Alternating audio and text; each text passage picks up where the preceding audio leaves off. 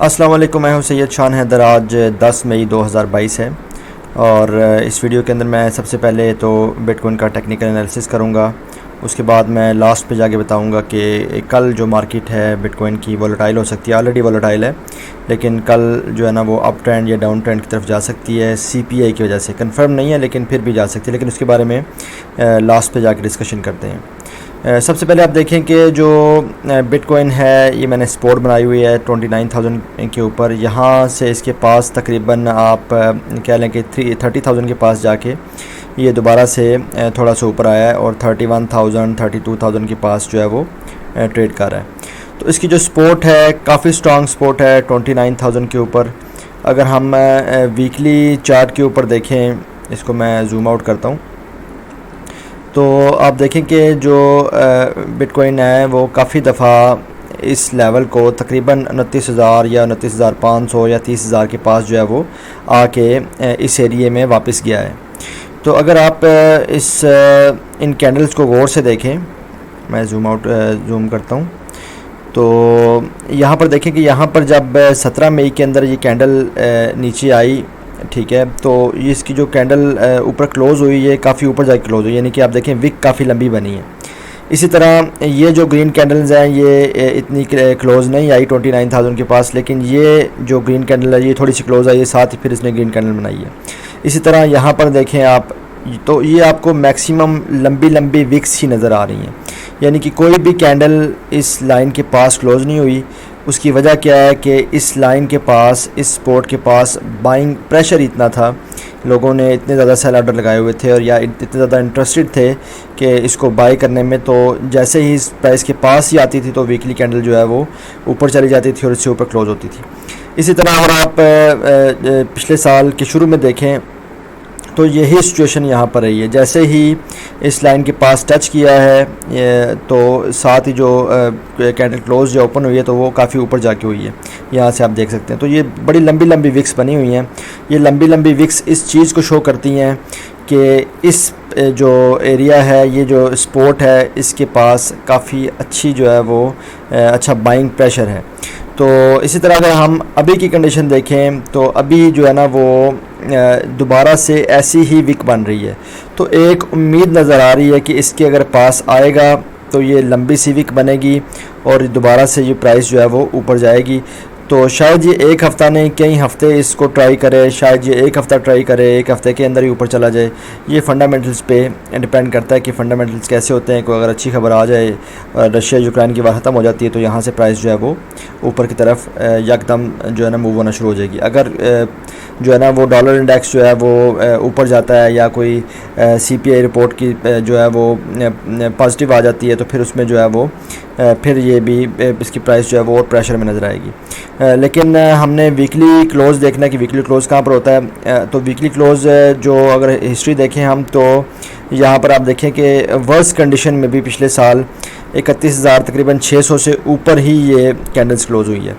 तो अभी तो मंडे आने में काफ़ी टाइम है। मंडे की सुबह 5 बजे कैंडल क्लोज़ होगी, तो यहाँ से ये अगर ऊपर क्लोज़ होती है 31,500 से तो ये बड़ी अच्छी चीज़ होगी। तो अगर तो मंडे के बाद ये दोबारा अगर नीचे आती है इस प्राइस पे तो मैं इस 29,000 पे मैं लाजिम बाई करूँगा, क्योंकि यहाँ पर बाइंग प्रेशर कंफर्म हो जाएगा कि बाइंग प्रेशर इधर काफ़ी ज़्यादा है। तो इसका जो है ना वो मंथली जो वीकली कैंडल है वो 31,500 600 से ऊपर क्लोज़ होना मेरी नज़र में एक अच्छी बात होगी। अगर इससे नीचे प्राइस आ जाती है तो फिर जो है ना वो 24,000 तक प्राइस आ सकती है, 20,000 तक भी प्राइस आ सकती है। इस तरह अगर आप डॉलर इंडेक्स देखें तो ये डॉलर इंडेक्स जो है वो इस टाइम ये डेली कैंडल मैंने खोली हुई है ट्रेडिंग व्यू के ऊपर।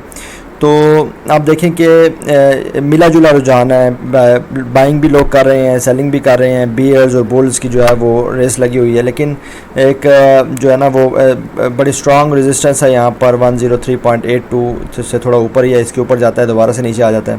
तो ये इसी रेंज में जो है कंसोलिडेशन कर रहा है। तो देखते हैं अब सीपीआई की रिपोर्ट आती है या ये किस डायरेक्शन में जाता है। अगर ये नीचे आता है डॉलर इंडेक्स, ठीक है, लोग डॉलर में इन्वेस्टमेंट छोड़ते हैं, बिटकॉइन में आते हैं, तभी जो है वो बिटकॉइन की प्राइस ऊपर जाएगी। लेकिन अगर वो डॉलर में इन्वेस्टमेंट करेंगे तो डॉलर की प्राइस यहाँ से मज़ीद ऊपर जा सकती है। इस तरह आप डॉलर जो इसका बिटकॉइन डोमिनेंस देखें, बिटकॉइन की डोमिनेंस कल बड़ी थी, आज थोड़ी कम हुई है। तो जब बिटकॉइन ने थोड़ा डंप किया था, नीचे प्राइस आई थी काफ़ी, जो है ना वो प्राइसेस ऑल की भी नीचे आ गई थी। तो इसी तरह जो है वो बिटकॉइन की डोमिनेंस बढ़ गई थी, लेकिन आज जो है वो इसकी डोमिनेंस कम हो गई है। बिटकॉइन की डोमिनेंस कम हो तो आल्ट कॉइन जो है, क्रिप्टो करेंसी जो बिटकॉइन के अलावा क्रिप्टो करेंसी हैं, बाकी करेंसीज़ हैं, उसमें बेहतरी आने के चांस होते हैं। इस तरह अगर आप देखें तो 24 आवर्स के अंदर 9.36 MKR मेकर कॉइन ने किया है। EGLD ये भी अच्छा कॉइन है, इसने 5.93% जो है वो गेन किया है।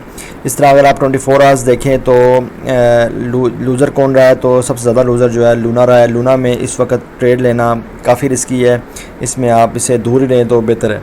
लेकिन अगर ये बहुत नीचे आ जाता है और बिटकॉइन भी नीचे आता है, लाइक अगर 29,000 पे बिटकॉइन आ रहा है, फ़ौरन ओवरसोल्ड हुआ हुआ है, RSI उसकी बहुत लो है, तो अगर लूना भी जो है ना वो 10 पे आ जाता है तो आप उसमें स्पॉट ट्रेड ले सकते हैं, क्योंकि ये आपको क्विक प्रॉफिट भी दे सकता है। क्योंकि कल ये तकरीबन 25 पे आया था, 25 के बाद ये दोबारा 50 पे चला गया। तो इससे ये है कि लोगों ने काफ़ी इसमें पैसा बना लिया इमीडिएटली, कुछ ही देर में जो है ना उन्होंने पैसे अपने डबल कर लिए।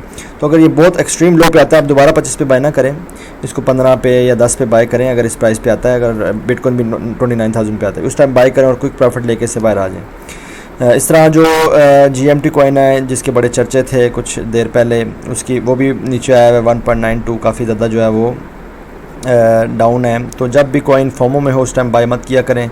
तो मैंने आपको उस टाइम ही मना किया था कि GMT कॉइन में आप एंट्री मत लें, क्योंकि ये ऑलरेडी फोमो में है, ऊपर जा चुका है, तो इसमें एंट्री आप ना लें। इस तरह अगर आप एथेरियम को देखें तो एथेरियम इस टाइम जो पैनिक सिचुएशन है, इसके अंदर आपको सिर्फ अच्छे कॉइन्स में ही इन्वेस्टमेंट करनी चाहिए। एथेरियम में अगर आप इन्वेस्टमेंट करना चाहते हैं तो 2275 2275 एक अच्छी प्राइस है, इस पे आप जो है वो बाय कर सकते हैं। कल जो है ना इसके पास आया भी था, लेकिन अभी इससे ऊपर ट्रेड कर रहा है। ये अच्छी प्राइस क्यों है? क्योंकि पिछले जो साल है, जुलाई में, जून में जो मंथली कैंडल है वो इससे ऊपर क्लोज़ हुई थी। तो मैं उम्मीद करता हूँ कि जितनी भी मंथली कैंडल्स होंगी, अगर हिस्ट्री देखी जाए तो अभी इससे ऊपर ही क्लोज़ होनी चाहिए। तो यहाँ पर जनवरी 2022 में भी इसके पास आई थी मार्केट, वीक बनी थी इनके ऊपर, तो यहाँ से वीक बन के ऊपर चली गई थी। तो अगर ये मज़ीद प्राइस नीचे आती है तो तकरीबन 1700 के पास इसको आप मज़ीद बाय कर सकते हैं, क्योंकि जो ये मई, जून और जुलाई की वीक्स जो हैं वो 1700 तक गई थी, तकरीबन 1700 के 1750 या 1700 या 1650 के पास आप बाय कर सकते हैं। तो अगर आपको ये अपॉर्चुनिटी मिलती है तो उम्मीद है कि यहाँ से ये दोबारा से ऊपर चला जाएगा, अगर बिटकॉइन के हालात ठीक रहते हैं तो। इस तरह रून कॉइन जो है वो अपने अच्छी सपोर्ट पे आ रहा है। पहले इसकी 6.48 प्राइस थी सपोर्ट प्राइस, उसको तोड़ चुका है, अब ये नीचे आ रहा है जी। उसके जो नेक्स्ट सपोर्ट प्राइस इसकी 4 है। काफ़ी अच्छा कॉइन है, काफ़ी अच्छा प्रोजेक्ट है। इसको अगर आप इसको बाय करना चाहते हैं तो 4 प्राइस पे इसको बाय कर सकते हैं। और मार्च के अंदर ही, अभी 2 महीने पहले ही इसने 4 से जंप लगा के ये 13 तक गया था, लेकिन उस टाइम बिटकॉइन के इतने बुरे हालात नहीं थे जितने अभी हैं। लेकिन बुरे हालात में ही बाइंग करनी होती है आपने। अगर आप रिस्क लेना चाहते हैं तो उसको आप रिस्क ले सकते हैं।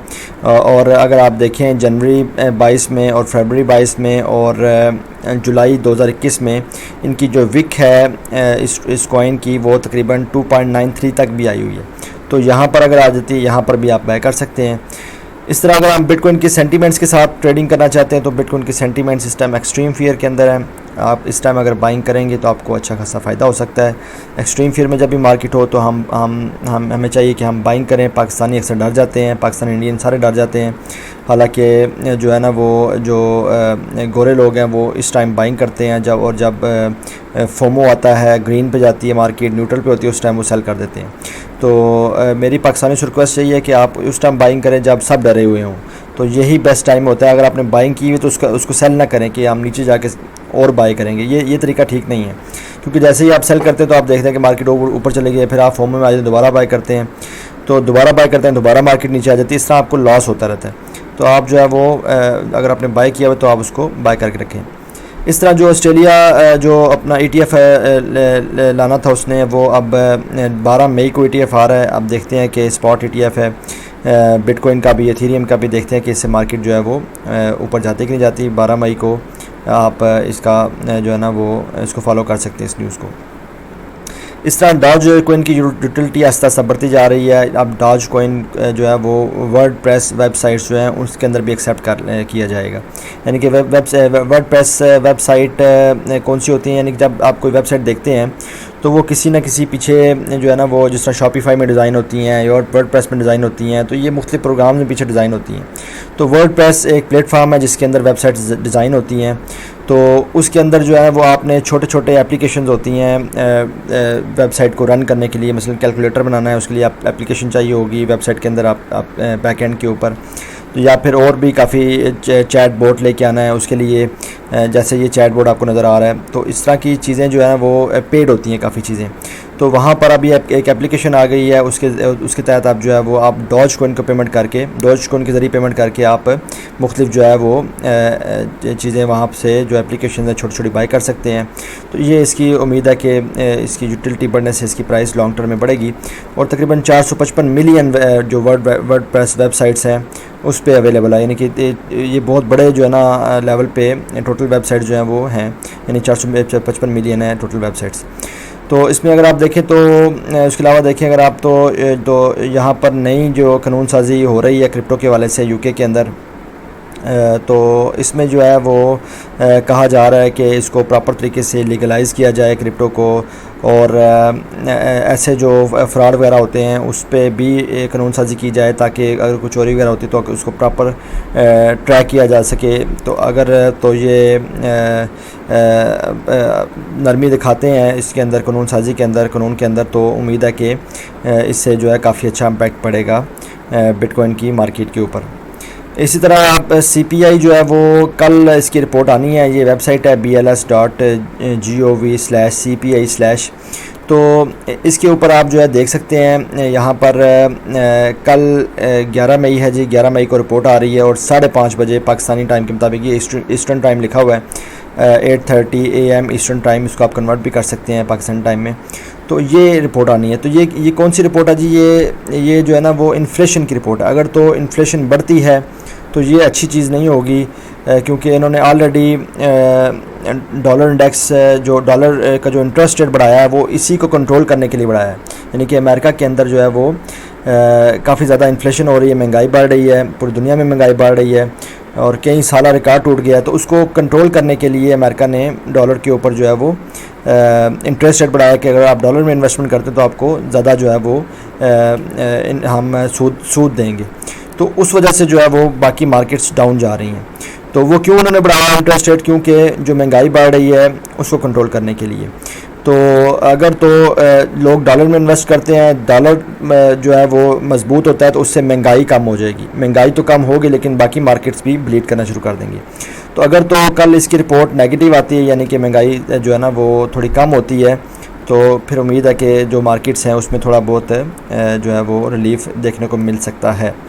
और यह है कि ये मार्केट वोलेटाइल भी हो सकती है, ये ना हो कि नेगेटिव आए और जो है ना लोग यही सोचें कि हम इसको लॉन्ग कर लें, फ्यूचर ट्रेडिंग करें, तो उसमें फिर नुकसान भी हो सकता है। यानी वोलेटाइल हो सकती है, नीचे भी आ सकती है, कुछ कहा नहीं जा सकता। तो लेकिन देखा जाए तो इसको ऊपर जाना चाहिए अगर नेगेटिव रिपोर्ट आती है तो देखें ये मार्च की जो हमारे पास रिपोर्ट है इसके अंदर 1.2% जो है वो महंगाई हुई थी। और यहाँ पर अगर देखें आप तो ये 12 मंथ की जो रिपोर्ट है तकरीबन 8.5% तक जो है वो महंगाई बढ़ी है। इस तरह देखें कि जो पिछले साल से आप ये देखें तो हर माह जो है वो महंगाई बढ़ती जा रही है। 266 पॉइंट थे पहले, फिर आस्ता आस्ता बढ़ते 287 पॉइंट जो है वो इसकी CPI के इंडेक्स बढ़ गया। तो देखते हैं जी कल क्या होता है। कल 5:30 बजे इसकी रिपोर्ट आएगी तो उससे मेरे ख्याल से जो है वो मार्केट वोलेटाइल हो सकती है। आज तक के लिए इतना ही जी। इंशाल्लाह ताला कल नई वीडियो के साथ मैं हाज़िर हूँगा। तब तक के लिए अल्लाह हाफ़िज़, अस्सलाम वालेकुम।